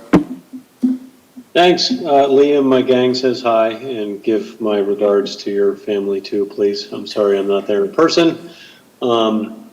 Great, more of a comment than anything else. Great presentation and analysis, and I just want to say to the Finance Committee, I would love to discuss this further to see how we can better influence what's happening, say, like Greg with the meeting that's coming up, as well as, any other decisions that need to be made, because these feasibility study is a great idea for a couple of these sites potentially. I mean, we've skirted around it in previous meetings, but I think this is some good ammunition to bring to a greater audience. All right. I don't see anybody else's hands raised. Jason, I see your hand raised. So my first question was taken by Roland. The next thing, I want to piggyback off of what Alex just said. I love that I'm now not the only person saying this. I love that you said something similar to what I've said in the past. But what I love even more is that you went and did more of the research than I did, and you went and talked to some of the other towns and seen how it's actually panned out in other places. And so for that, I thank you greatly for going and asking the other questions. The piggyback question from Roland is, in Needham, did the town manager or the DPW manager actively state that collaboration was infeasible and incapable in this split site model, or were they able to get it to work just fine? So are you trying to say about specifically for Acton and? Right. So I only talked with Boxborough. I'd be more than happy to reach out to Needham. Okay. I know I'd reached out to Scott I emailed a lot of DPW specifically about their mechanics and how they work with outsourcing mechanics. And I don't think Needham was one of the towns that got back to me on that, but I can go send out a couple more emails to them. That was a little bit more on some of the things that they had posted on their website. So I looked through a lot of their town documents and found what they were talking about in similar settings as this in terms of success. And you addressed everything that we had discussed in when you approached me about having this presentation. The one thing that you didn't get covered, and I was wondering if it was because you ran out of time, or if it was because out of scope, or something, or if you had any other insights on this. Were you able to do any investigating into the outsourcing of some of the services into a bit of a public-private partnership for this? So are you talking about specifically like with prevailing wages and going through? No, I'm thinking specifically about, rather than needing 4 mechanical bays, being able to outsource. So I have all of that data. I reached out to probably around 100 different local municipalities, and I got responses from 25 of them. Whether or not the data from those 25 were all sufficient was enough, but a lot of them operated with hybrid models. So they would outsource some work, and a lot of them also included the fire department, which, as I'm aware, we already currently outsource our fire department repairs. But Boxborough was actually the town. I talked with the person on select board about this. Boxborough does a full outsourcing model when it comes to their repairs, and they said, I know you're interested in this, that they've had no issues during the winter storm season when it comes to having trucks break down in the middle of that. But a lot of other towns recommended having for our model at least having 2 mechanics on payroll, and then maybe outsourcing the rest of it. Does Boxborough have a formal SLA with a service level agreement with their private mechanics, or how do they ensure?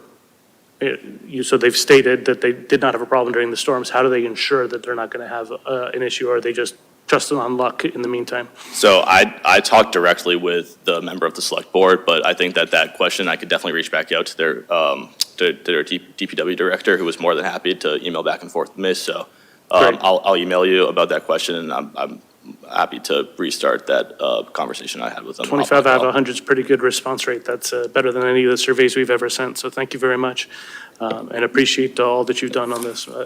I do trust it'll be eye-opening. Thank you. I think you did a great job. I love the analysis. I don't have any additional questions. But your presentation, like a lot of the presentations we've seen, since we're a volunteer board, we all work, and we don't have the time to get into the weeds on a lot of these topics, and like the presentations that are coming up after you, they're all things that we need to pay attention to. And the fact that you were able to just kind of put your head in the sand for 8 weeks and come up with this is greatly appreciated and well-timed. So thank you very much. Of course, thank you.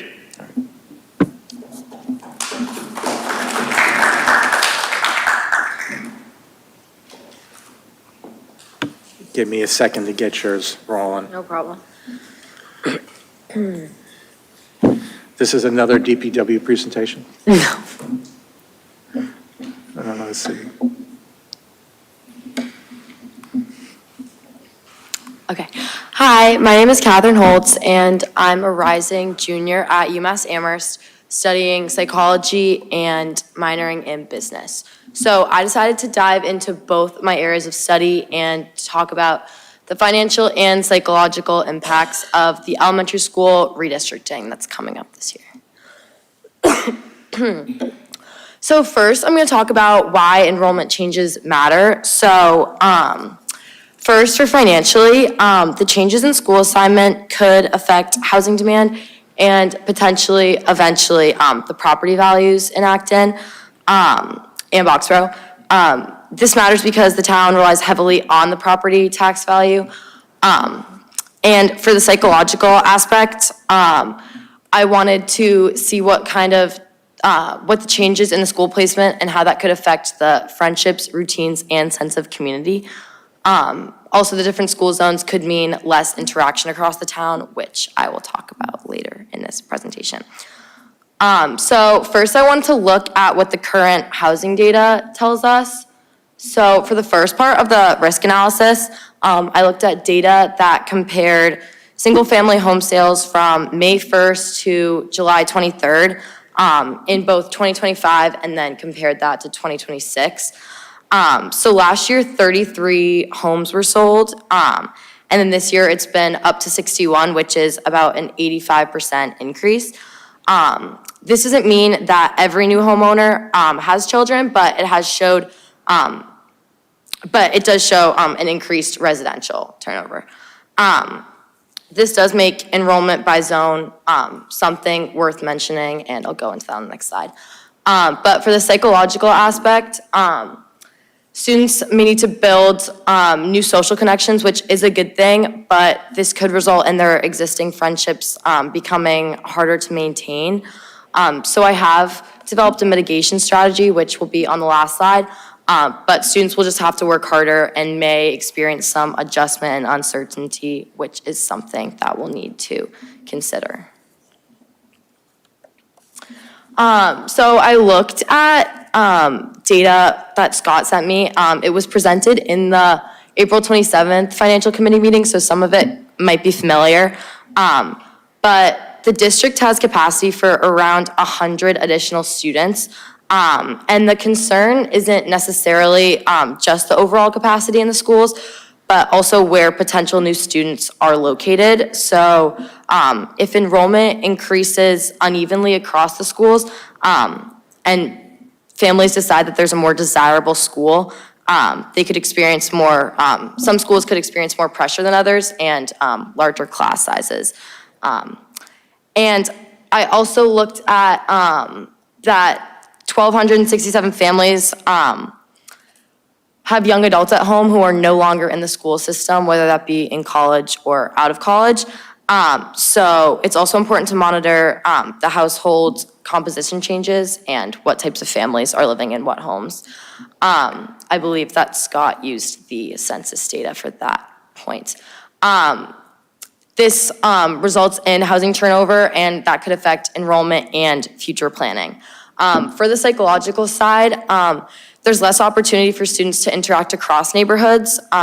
So previously in the neighborhoods, students were parts of all different elementary schools, but now each neighborhood will have one specific school that they'll be going to, which also results in potential fewer opportunities to maintain townwide friendships. So if students are not in extracurriculars like sports or clubs with any of their friends from their previous school, it can be difficult for them to maintain the same friendships they had before the redistricting.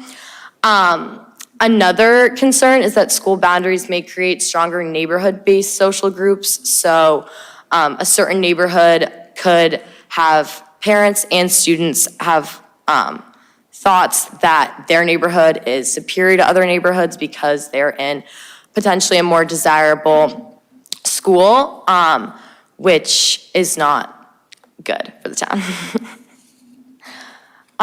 So as for what we can do, we financially can't do much about this besides monitoring enrollment by school zone and seeing how that changes. Also monitoring residential turnover and what neighborhoods seem to have the highest turnover. And also looking in the future at property values and how, depending on the school zone, the property values can increase or decrease. So psychologically, I created a mitigation plan, which is a once-a-month district-wide grade level connection day. So this would be ideas and events like field days, reading and project days, and seasonal events across a whole grade.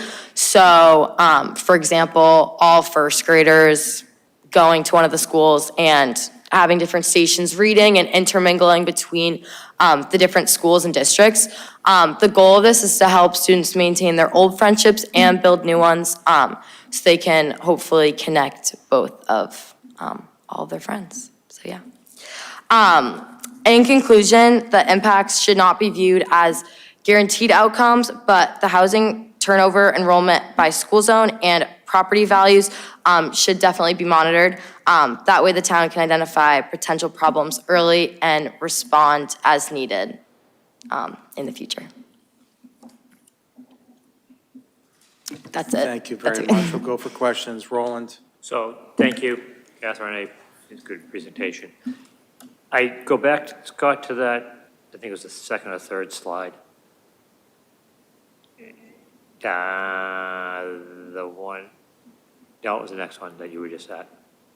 So the school, the property sales, I found very interesting that, last year, it was 333. The interest rates were a little lower last year than they are currently.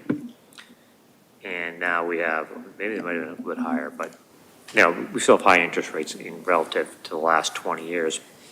And then we had a 61 versus the 33, so almost double. It's pretty remarkable during this time in the economy. I just ended up selling my dad's house, so I get it. Do we know in that number, the homes, what, were they seniors that were selling? Were they single-family homes? Were they condos? Were they age-restricted? In other words, like Robbinsbrook, where they're over 55? I know there's been a couple sales there. Yeah. So do we know the breakdown of those 61? Yes, there's a breakdown of all the 61 sales and all the data based on that I could send over to you. It's in a spreadsheet, so. Yeah, that'd be interesting to take a Yeah. look at, because I think that's pertinent in my neighborhood that I live in. We're on Simon Willard, there's been a couple sales recently, and one was sold, and the house has been being redone for over a year, so Yeah. eventually they're gonna be moving in, and another couple of the ones have sold in the neighborhood, and for years, things kind of didn't move very much, and now it seems to be there's been a little bit more turnover.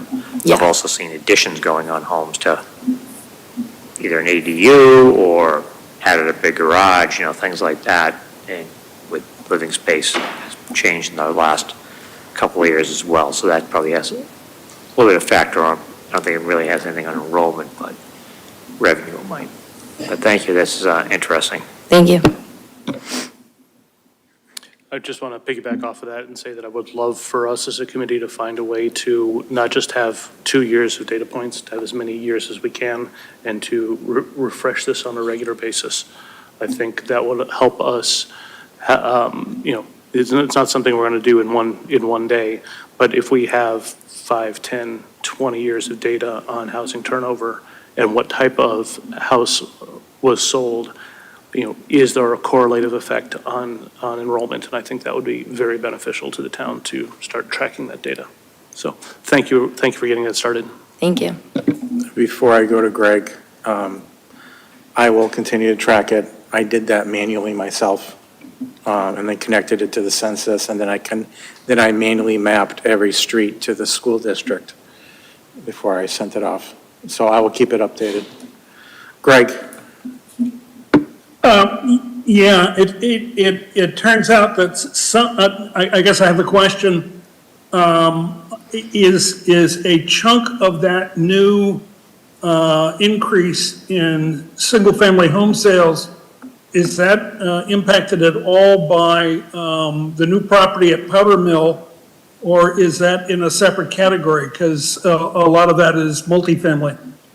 No, that part's in a separate category that I did not look at. So did you take a look at any changes in multifamily patterns? No, I just looked at the single-family home sales. They are also going up, Greg. It was 18 last year, and it's 23 in the same time frame. Okay, all right. And then it turns out the school committee spent a good deal of last year wrestling with both the financial and the psychological impacts. And The financial ones seem to have been driven by the need to create a more sustainable cost structure. So in a lot of cases, the options that they looked at pushed them in the direction that they ended up choosing. And to deal with the psychological impact of change, because change is never a welcomed phenomena, they created a lot of mitigation strategies, including ones this summer, to get students to know who was going to be in their classroom, what teachers they were going to get, so that there are visits that are ongoing. And we heard from our school committee liaison at our last meeting about how that was going. The one other observation that I'll share is a personal one, and I know it's anecdotal, but my 3 kids went to McCarthy Town. And when we get together for, birthdays for grandkids and things like that, we talk about things going on in Acton, although they often refer to Acton as the old country. But one of the interesting observations one of my kids made was, Dad, when I applied to college, nobody asked me what elementary school I went to. And all of the kids get blended by the time they get to junior high or high school in Acton. And so there are differences in the educational philosophies at the elementary level, but based on what we saw as parents and what our kids see today, it's not clear that any of the perceived educational philosophy differences mattered a whole lot in terms of how students ended up performing at junior high or high school, or when they went on to college. And what's ironic is that the kids that I have that have kids, so I've got 4 grandkids, the grandkids go to school in Arlington, which is organized geographically, not by educational philosophy. So there are more things going into people choosing communities to live in than the educational philosophy at the elementary level that we had for many years. And there are a whole lot of communities that do very well attracting families to move there who have a geographic pattern where the kids don't begin blending until they get to junior high or high school. So I think you've touched on the right issues, but I guess I would just share that our school committee also wrestled with those, and there's not a whole lot more that we can do than watch closely. But I take, I think I agree with Jason's comment that to the extent that we can bring in people who can talk to us about housing trends from time to time, that would be really, really useful. Thank you. I don't see any other hands raised, but I think that what we can do, slide mitigation plan. I'd love to hear from the school committee, like what their thoughts are on it. I think you've identified something that maybe is a gap, and I really like the thoughtful way you went through this, and I thought you did a great job. Thank you. Any other questions? If not, gentleman in the corner is going to bring us home. Thank you. I am Kadir Volathar Su. I am an upcoming junior at Acton Boxer Regional High School. And my project is about Conant, and I do want to point out I went to Conant Luther Elementary School for my entire elementary school career. Give me 2 seconds to get yours up.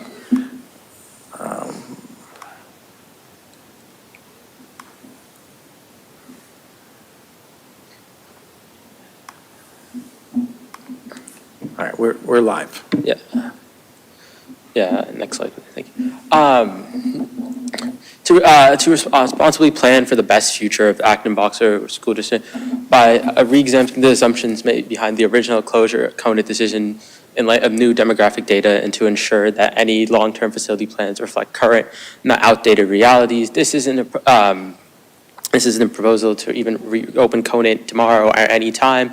This is just that I believe that in the future we have to reconvene on this discussion about the Conant Luther Elementary School or just the state of our elementary schools in this town. I believe that this decision to close Conant was made under specific set demographics and financial enrollment assumptions. Yes, the school committee spent a lot of time on not only the psychological impacts, just the impacts of how much students and how much our current capacity of having, I assume around 100 students is the carrying that we can, extra students we can have in our school system, that we wouldn't surpass that I believe that for this town that we need to that eventually after this is the first year that we would have a geographical school system without Conant School, and just to see and to touch base back on the future of this. This is data provided to me by Mr. Sullivan that it shows that from that families with students or seniors that they're selling their houses more, and that, if we can continue, next slide, that even though, yes, from 2012 to 2020, this is, more you say inflation roads, that we've seen that throughout our town that we haven't had, that like home sales dropped sharply down from 40% to 21 to 25. I believe that these higher rates created a lock-in effect. Homeowners with old, low rates avoided selling and rebuying today's higher cost, and high inflation adds further financial hesitation to move.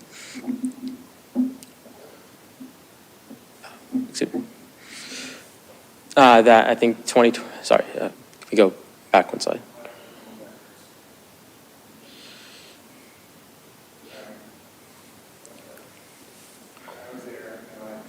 Yeah, that is this. Thank you. Oh, sorry. No, one before. Yeah. Thank you. That looking ahead to 2026, inflation and mortgage rates are already leveling off after 2022 peak. At rates normalized, the lock-in effect should ease, releasing pent-up demand from owners who wanted to move but couldn't. The sports code argument, rising home sales in 26 would likely accelerate turnover already seen in the Group A and B data that we saw from Mr. Sullivan, reinforcing that enrollment is set to continue, not to stabilize. That Sadie Grady from the NECS in July 30th, 2020 said that that the National Household Education Surveys program allows us to identify factors that parent K-12 students rate as very important when choosing a school.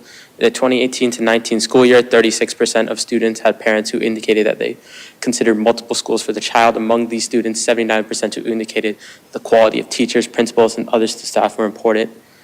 I went around and asking students, not only in my graduating class and their parents, but also 12 years ago, the Conant graduating class. And when I asked them about picking why they chose Conant Luther Elementary School, isn't exactly the most politically correct, but when my graduating class, it was at least 50% Indian and Asian descent, that parents liked that, not only that, but they also choose Conant because of its supposed high teacher success, and that the teacher success rate was higher, and that they thought their child had a better future in Acton, Boxborough. For families who specifically choose Acton for its flexibility and strong staff, this loss of choice weakens one of the district's core competitive advantages. And that I believe that when I asked these same people why they moved to Acton in the first place, including my parents, but my other parents who go to the AB district, education was pretty much one of the biggest reasons, because what is Acton known for? That not only that I'm still a high school student, that I can see it, that Acton's known for their education and is known for how well they can set up kids for the future. It's also a chance that test students scores frequently decline during major structural disruptions, as Mrs. Holtz, during her presentation, showed that when you change that, of course, I know the school committee also did psychological research, and during my own research, I found that even though, yes, it's very varied that, of course, there is always going to be a decline in some test scores, that how big of the decline was super varied, and that depending on the source, I got wildly different results. But this is a quote from Joseph Gasper of the National Library of Medicine, that youth who switch schools are more likely to demonstrate a wide range of negative and behavioral and educational outcomes, including a higher likelihood of dropping out of high school. Layering out a school closure on top of an already scheduled superintendent.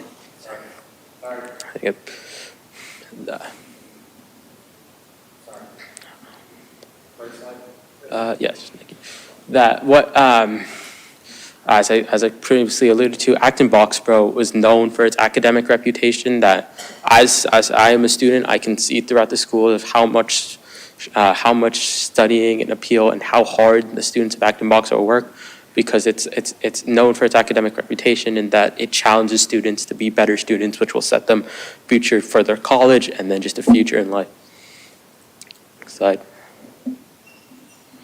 Understanding the trade-offs of the current system, that I believe that as shown through Mr. Sullivan's data, that test, of course, that we wouldn't know until standardized tests that happened in April, and the results, I'm pretty sure, come in October and November through the MCAS, that how big of the difference, or even if there will be a difference, I believe that there will be ways and pros. That I understand that I don't believe that we should bring Conant back right now or any time in the future.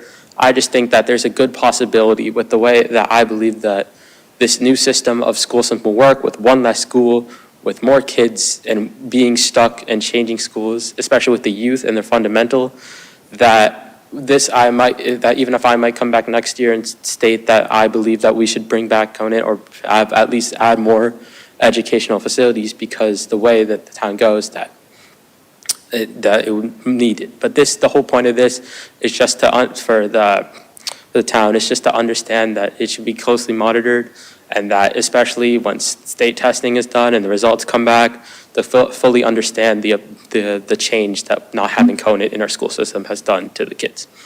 And yeah, that's it. Thank you. Yeah, that's the resource. Thank you. Sorry, I kept putting up your slides there. Any questions? Roland, Jason, and then I'll go online. Roland? I don't have any. I don't have a question, I just have one comment. And I appreciate your thoughtful approach to this, but what we can't really look at is the counterfactual. We can't look at the road that we didn't take. We can't look at if we tried to keep things as they were and we had a failed override, and then we had a colossal collapse that was across the entire school district because we needed to cut teachers at every level. So I understand what you're trying to point out, but you can't assume that business as usual would have been even mildly feasible. That is true, sir, and that's why this is just to look into it, that, yeah, as I said, I'm a junior in this high school, that I may want to come back and to state that obviously we get a full year in the system and we not fully understand, but as the years go on, that. Just want to make sure that we all keep that in mind, that Yes. we don't have a static situation, and we're still not out of the woods with the fiscal problems that we as a town or a pair of towns are facing. Yeah.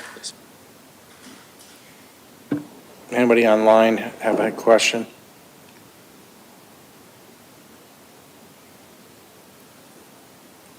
I'm not seeing anybody raise it. I'm not seeing anybody raise their hand. Alex? No, thank you. Nice analysis. My kids are Conant kids too. Kadir, my youngest, Porter, is in your grade with you. Yeah. All right. All right. I think you did a nice job getting your thoughts together to communicate this. I think that, like my mental takeaway from this is that we need to closely monitor everything. And we know that I think in the reasonable future, Conant is not going to be repurposed, still going to be there. We're going to have time to see what happens with everything. And it will be interesting with the time in front of us, reflecting back on your comments today and seeing how they bear fruit or they go a different direction. I thought you did a nice job. Thank you. Thank you, sir. Thanks. And I'd just like to thank everybody that came tonight to present.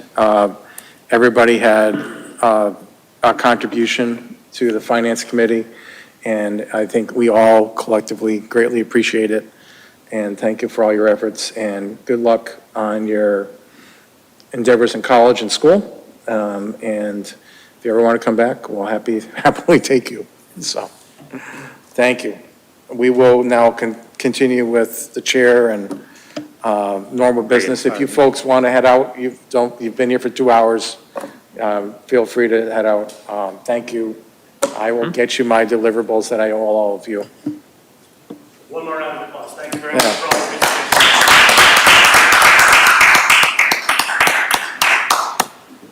So Yeah. we do have minutes to approve from May 26th and June 23rd. Do I have a motion? I move we approve. Second. Fred, you have a question? No, go ahead, and then I'll ask it. Okay. So we need to do this by roll call since we have a lot of remote participation tonight. So Fred? Approved. Alex? Aye. Allison? Aye. Greg? Aye. Scott? Approve. Jason? Aye. And I'm an aye, so meeting minutes are approved. And Fred, your question?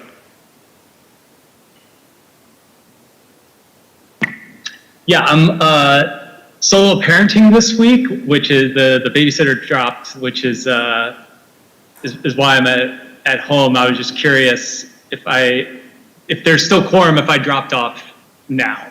I think the answer is yes. There is. But I have a 6-year-old. I So gotta get to bed. if you have to go, you can go. If you need to go, you may go. We do have enough. All right, excellent. All right, talk to you all at Good the luck. next meeting. We did have our latest ALG, which you guys, I believe, probably discussed last week with Greg chairing the committee. Work in progress, as we just discovered before. Greg, you have a question? I believe this was yours, or somebody's. Why does a new fire truck cost $2.5 million? Yeah, this is a letter to the editor that I wrote that was published over the weekend, and I indicated that I was speaking on my own behalf and not the Finance Committee. But it is based on a bipartisan request of both U.S. Senator Elizabeth Warren and a Republican senator from Indiana to look at the consolidation that is taking place in the industry. There used to be lots of companies that made fire engines, but several fire departments around Massachusetts this year discovered that they had ordered a fire engine for $1 million and were being told that no, it's now $2.5 million. And I wanted to alert the community to this. It turns out since that letter was published over the weekend, it's actually likely to be discussed by the select board, and there may be a request to come back to us for a joint letter from the select board and the finance committee on this topic. So I will forward, after this meeting, the text of the letter that was made public. And again, I did it as an individual, but we may be asked as a committee to think about and figure out if this is something we want to weigh in on, this bipartisan resolution. I can give a little bit of background knowledge from what I understand about fire apparatus. Trucks are custom built. If you want to turn off the mic on that. Trucks are custom built, so they're not, you can't just go down to your local dealer and just order one off the shelf. Different departments have different requirements. 2.5, I would believe, would be a ladder truck. Right That's now, correct. Right now, there's about a 3-year wait to get one. Actually, about and 3 to 4 years, yeah. Yeah, and I'm sure the steel tariffs don't help in the situation. So, steel, aluminum, et cetera. Novelis had that problem with the plant on fire, Yeah, but impacted Ford and things like that. So, just things we just got to kind of keep aware of in our discussions with that. I agree that, when I was a kid, there was a manufacturer of fire trucks in Marshfield, Massachusetts, and one in Middleborough. They've been out for years. I know there's only probably a handful of manufacturers.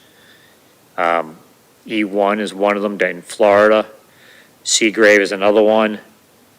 And I forget the third one. There used to be a company, Howe and Howe in Maine. They're just doing more military contracting now. They built fire trucks that had a commercial chassis. You get them off the shelf for about $350,000. That's no more. They use them for airports and things like that. They were four-wheel drive. I thought that'd be a good alternative for us to order 2 of them. They're no longer manufacturing, so that takes another competitor out of the realm. So it's something that I think we need to weigh in on. When is our next meeting? I know Fred sent that out. I don't know. August 25th. So. And I have intern presentations that have to go that day. I apologize. Oh, that's right. I mean, I thought the presentations tonight were very good, a lot of food for thought. We had some that were supposed to go today that got deferred through many different reasons. So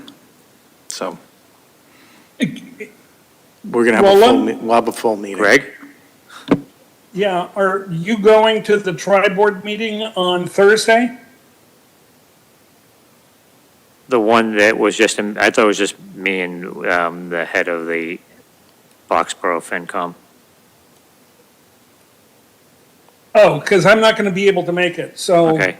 I thought we had been invited, but I'm not going to be able to make that. Yeah, it's only supposed to be just like a quick planning meeting. That's not I thought it was just the 2 of us, but maybe there's 3 of us, so. Okay.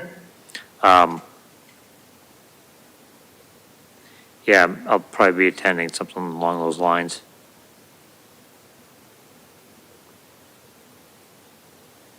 Is there any other business that we need to discuss this evening? If not, I will take a recommendation from Mr. Lenz. No, Fred. No, Fred dropped. Sorry. Motion to adjourn. Second. So I'll do this by roll call again. Alex? Aye. Allison? Aye. Greg? Aye. Scott? Aye. Jason? Aye. And I'm an aye. We're adjourned. I am turning off the meeting. Thank you. Have a nice night, everybody. Good night.